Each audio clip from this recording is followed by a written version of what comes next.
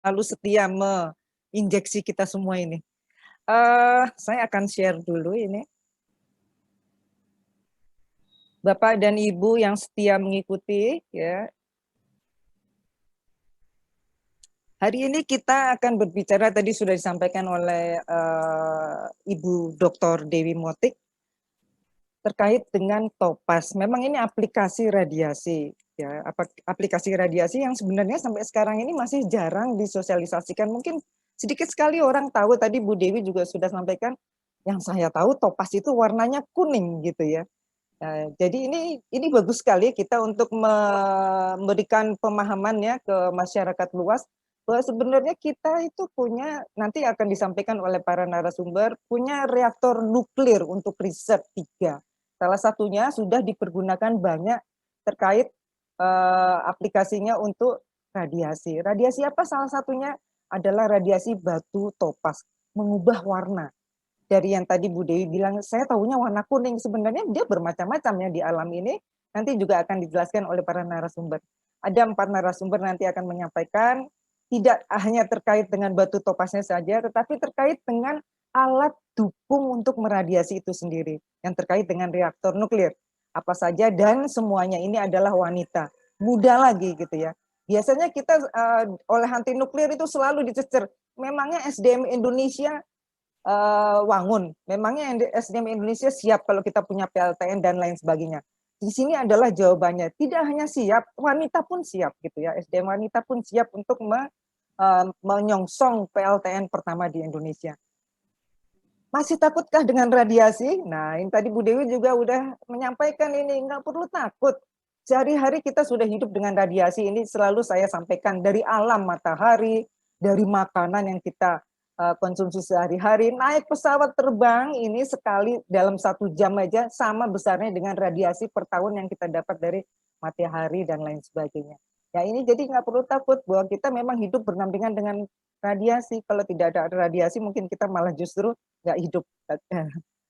Nah, sekarang ini kita akan mengangkat, tadi sudah sampaikan, aplikasinya terkait dengan radiasi batu topas menjadi biru.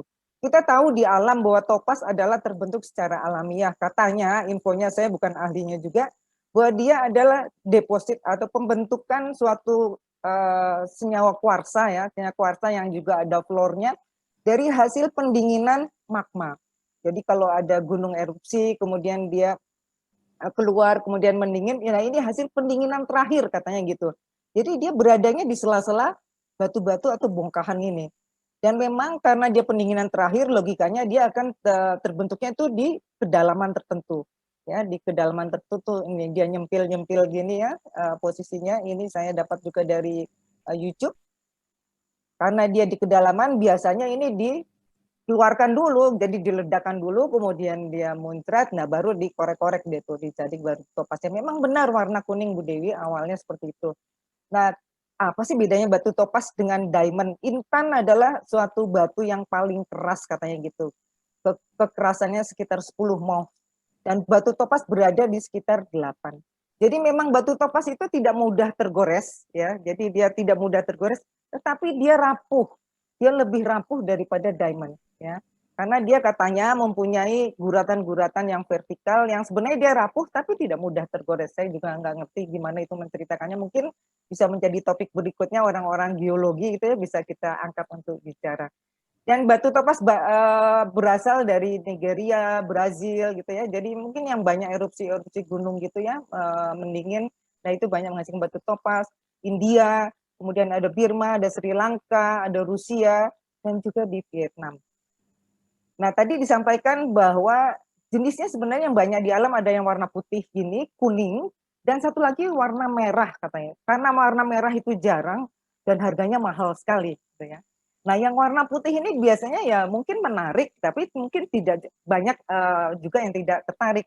Makanya ada kiat ini dirubah warnanya menggunakan radiasi dan pemanasan. Jadi radiasinya sendiri ini juga bisa menggunakan sinar gamma ataupun elektron beam ya, berkas elektron ya, dan satu lagi dengan neutron.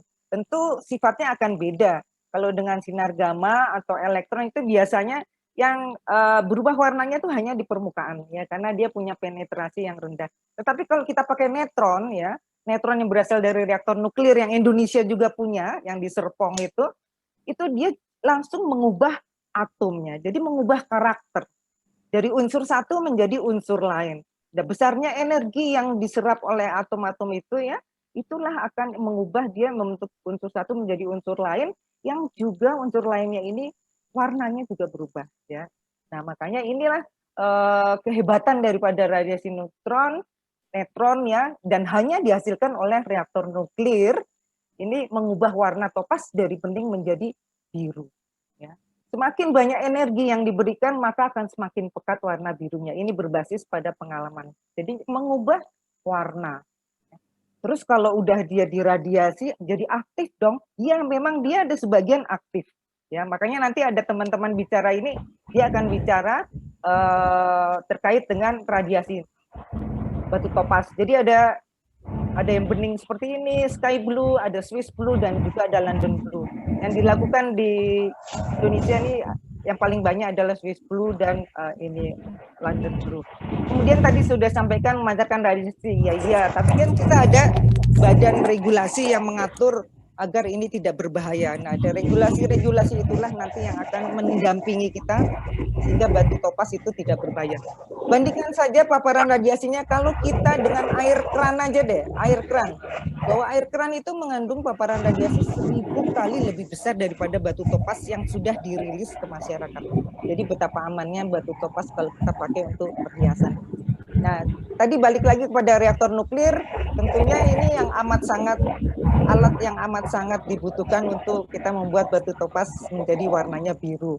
Tapi apa sih dibalik cerita dari reaktor nuklir tersebut? Kan tidak mudah kita mengoperasikan reaktor nuklir ya. Sepeda motor aja juga harus perawatan dan lain sebagainya agar dia bisa digunakan secara apa yang kita inginkan, lancar, tidak mogok dan lain sebagainya. Nah, di belakang operasi reaktor nuklir ini banyak sekali wanita yang mendukungnya. Ya, jadi kalau ragu dengan SDM nuklir, inilah jawabannya. Tidak hanya pria, tapi wanita pun kita Indonesia sudah menyiapkan SDM yang muda. Nanti akan ditampilkan juga terkait para peneliti wanita ya yang terkait dengan nuklir akan bercerita mengenai apa itu reaktor nuklir. Kemudian ada seorang operator juga nan cantik dan muda akan bercerita sebenarnya serem nggak sih jadi operator reaktor nuklir? Kemudian bagaimana memelihara reaktor nuklir itu, ada juga wanita muda yang bekerja di situ. Dan akan disampaikan juga bisnis topas di Indonesia itu gimana, menguntungkan nggak sih, tantangannya apa saja sih, nanti akan disampaikan.